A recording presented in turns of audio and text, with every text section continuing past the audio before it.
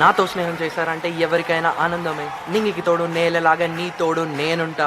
నా తోడు ఉన్నవాడు బాగా విజేతగా నిలుస్తాడు. మొదలుపెట్టు విజయం ఎప్పుడు నీ తోడే ఉంటుంది. నింగి నుంచి నేల వరకు నా చర్చ పెట్టాలంట. నా పేరును కూడా అందరి యాడ్ మనసులు చేయండి. దోచేవాడు ఎప్పుడు పక్కన నేనే ఉండాలంట. స్నేహం అంటే ప్రాణం ఇవ్వాలంట. మొదటి బెంచు నీది అయినా చివరి బెంచు నాది అయినా మన మధ్య తేడా లేదంట.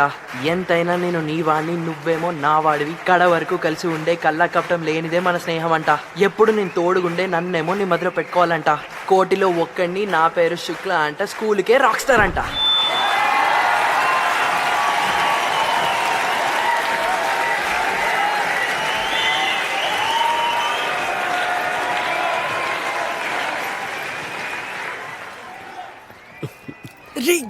వా వా సూపర్ గా ఉంది కదా. Cool performance. Oh my god, ఇది నిజంగా చాలా బెస్ట్ పెర్ఫార్మెన్స్ అని చెప్పొచ్చు. ఏమంటారు సార్? వా ఎంసీ శుక్ల అందరినీ షేక్ చేసేసాడు. ఏమంటారు ఫరా మ్యామ్? ఏ సార్, ఈ పర్ఫార్మెన్స్ సూపర్ 20 సిలబస్ కన్నా హార్డ్ గా ఉంది. సరిగ్గా చెప్పారు sir. So now this note, let us invite our last participant on stage, Aadya Mathur. All the best. తన తోకలే వెళ్ళిపో. లేదు నేను ఇక్కడే ఉంటాను.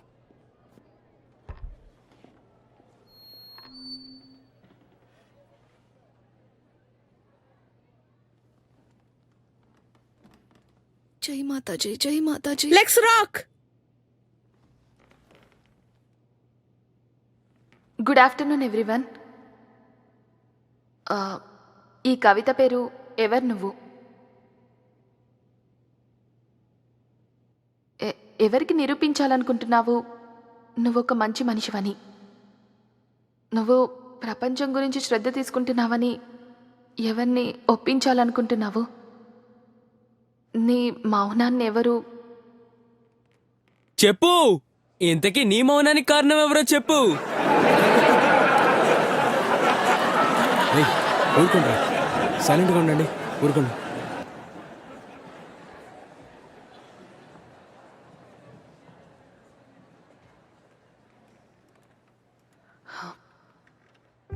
నీ మౌనాన్ని నీ బలహీనతగా ఎవరు తప్పుగా భావించరు. ఎవరి అభిప్రాయం మీ విలువను మర్చిపోయేలా చేసింది? ప్రజలు మాట్లాడుతూనే ఉంటారు. ప్రజలు మాట్లాడడానికే ఉద్దేశించబడ్డారు. కానీ వారి కళ్ళతో మిమ్మల్ని చూసుకునే హక్కు ఈ ప్రపంచానికి నువ్వెప్పుడిచ్చావు? Thank you.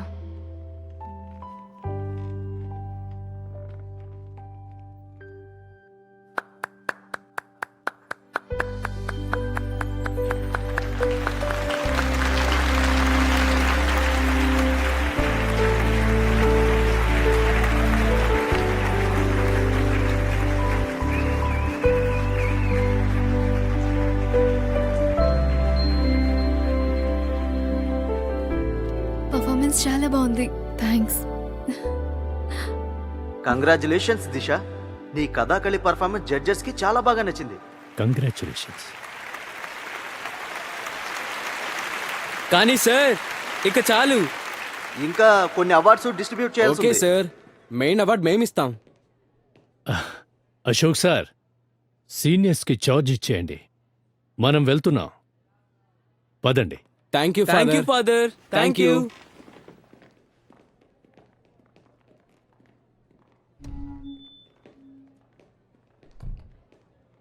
హలో మిత్రులారా, మిత్రబృందులారా, ఈ నాన్ సెన్స్ ఏంటా అని మీరంతా ఆలోచిస్తున్నారు కదా. మీకు అర్థం కాకపోయినా ఆలోచించాల్సిన పని లేదు. 1997 నుంచి ఇదే వస్తుంది ఆచారం. ఇది ఏంటంటే మన స్కూల్ యొక్క వారసత్వం. ప్రతి సంవత్సరం ఇస్తూనే ఉంటారు. ఎవరైతే మన సీనియర్స్ని మంత్రముగ్ధుల్ని చేసి పర్ఫార్మెన్స్ ఇస్తారో వాళ్ళకి అందజేస్తాం. అర్థమైందా? లాస్ట్ ఇయర్ దీన్ని గెలుచుకుంది మన సాహిల్ అన్న. క్లాప్స్. చూసావా? ఈ సంవత్సరం ఈ అవార్డు అందుకోబోతుంది క్యాప్ అండ్ రివర్స్ గా పెట్టుకొని డిస్కౌంట్ ఆఫ్ ది డివైన్ నుంచి వచ్చిన మన ఎంసీ శుక్లాకి. Oh my God.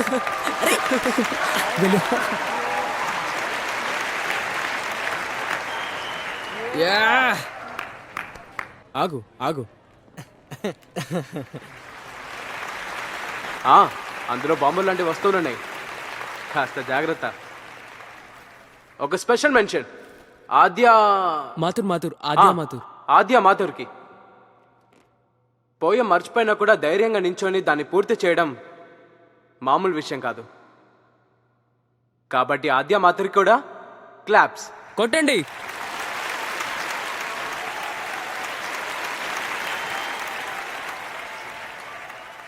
సరే ఫ్రెండ్స్, వినండి, మనకి మరో గిఫ్ట్ ఉంది. మన స్కూల్కి మరో ఆచారం కూడా ఉంది. ఈ ఫౌండర్స్ డే రోజున సీనియర్స్ అందరూ జూనియర్స్తో పాటు పార్టీ చేసుకుంటారు. దీనికి అందరూ ఆహ్వానితులే, ఎవరైనా రావచ్చు. ఖర్చంతా మన సాహిల్ బ్రో భరిస్తాడు. ఏంట్రా నువ్వు నన్ను కూర్చోబెట్టి నేను చెప్పాను ఏమన్నా?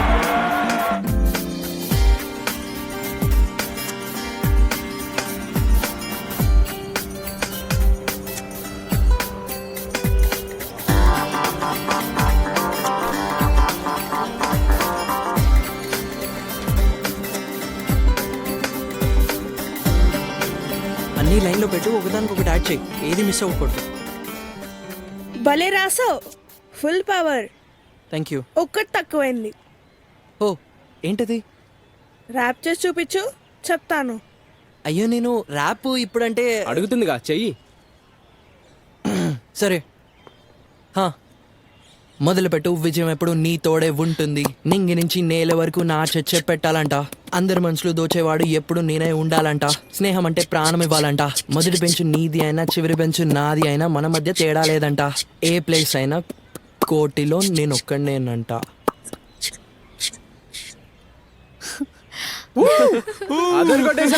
Super, very hard. అర్థమైందా? ఫుల్ పవర్ నుంచి హార్స్ పవర్ అవుతుంది నీ ర్యాప్. ఆలోచించి చూడు. అరే బ్రో, నీ గిఫ్ట్ ఓపెన్ చేసి చూడు. ఎటు తీసుకురా. ఎంతో ప్రేమగా ఇచ్చాం కదరా నీకు. సారీ భయ్యా, నేను మర్చిపోయాను. ఒక్క నిమిషం. కొంచెం నిదానంగా.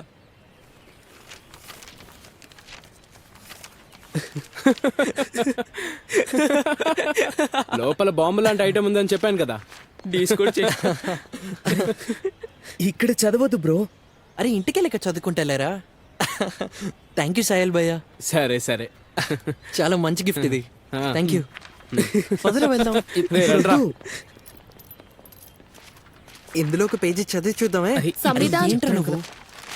నీ జాకెట్ నేను రేపిస్తాను. అరే యార్, నేనెప్పుడు నిన్ను కలిసిన దొంగలా ఎందుకు విచిత్రంగా ప్రవర్తిస్తావు? కానీ నేనేం చేయడం లేదు. ఈ మ్యాగజైన్ నాది కాదు. నాది కూడా అసలు కాదు. ఇది కూడా కంప్లైంట్ చేస్తావా?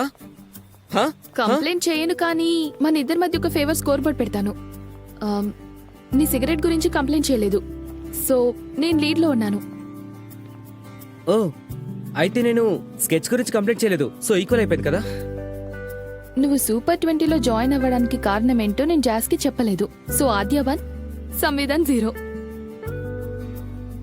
ఏంటి నువ్వు ఇవన్నీ ఎక్కడ నేర్చుకున్నావు? మా డాడీ నుండి. అది జెనెటిక్ ప్రాబ్లం, నాకు అర్థమైంది. అయితే నువ్వు కేవలం అలాంటి పుస్తకాలే చదువుతావా, లేక ఏమైనా నాలెడ్జబుల్ బుక్స్ కూడానా? అరే లేదు, హ్యారీ పోటర్ నా ఫేవరెట్ బుక్. సిరీస్ మొత్తం 3 సార్లు చదివాను. మ్మ్. నువ్వు హ్యారీ పోటర్ బుక్ చదవలేదని చెప్పొద్దు. నాకు కవితలంటే చాలా ఇష్టం, అవే ఎక్కువగా చదువుతాను. అరే యార్, కానీ హ్యారీ పోటర్ బుక్ చదవలేదా నువ్వు? వెళ్ళు వెళ్ళు, ముందు చదువు, ఆ తర్వాత నాతో రా. నిజంగానా? నువ్వు నాగార్జున కవితలు చదివావా, లేదా నిర్మల కవితలు? వాళ్ళెవరు? చదవలేదా? వెళ్ళు వెళ్ళు, ముందవి చదువు, ఆ తర్వాత నాతో రా. అరే